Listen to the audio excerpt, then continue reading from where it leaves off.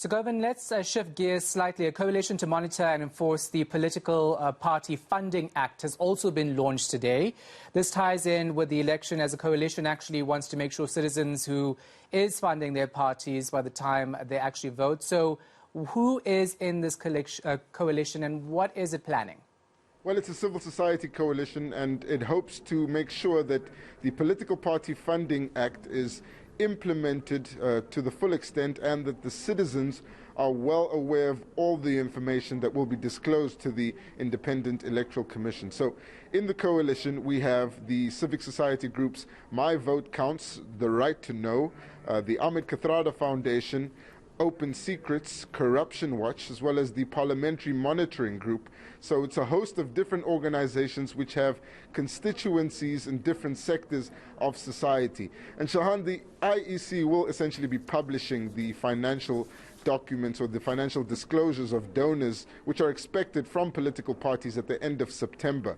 But this coalition, and you could call them a watchdog, plans to get that information and then package it in a way where it becomes accessible to the public, but also assess which of the political parties have set the best standard for the disclosures of their donors, and then make crucial links between donors who will then be known and certain political parties, and particularly donors who may be receiving tenders from the state in order to keep the governing party accountable. So the launch of the coalition is extremely important for citizens who will now have more information about who their parties are voting for, but it also has implications for the country's democracy. Let's have a look at one of the representatives from My Vote Counts on why this coalition is important. This work really lays is in ensuring that the PPFA as a piece of legislation does, and to our statement of intent, does what it says it's going to do. So we are expecting those first set of disclosures to be published by the IEC towards the end of September, and it would really be the work and the focus of the coalition on party funding to look at what those disclosures actually are, who the funders are, what the amounts of those donations come out to make summaries, correlations, links between what those are, particularly for the public, and to have that information easily available and accessible to them, especially when they go to the polls to vote. So, Govan, are there specific concerns they have about the implementation of the Party Funding Act? They have a few concerns. Among them would be that some political parties may move to have the legislation on party funding softened and have the threshold of how much a donor can give before he needs to disclose himself possibly make that higher so that they could get more money without disclosing who their donors are.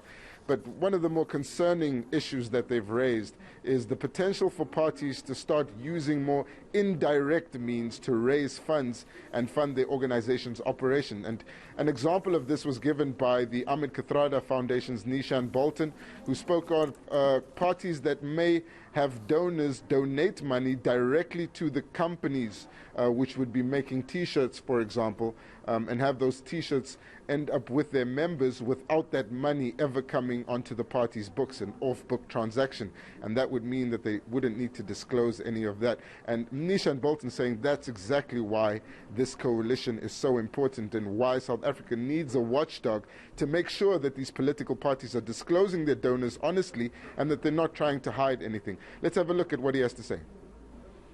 We also have to start developing civil society capacity to look at the financial reports of all kinds of government entities and to draw the links between the funding and the kind of tenders that get awarded. Because if we don't link them up, I think we're going to be missing a huge element here.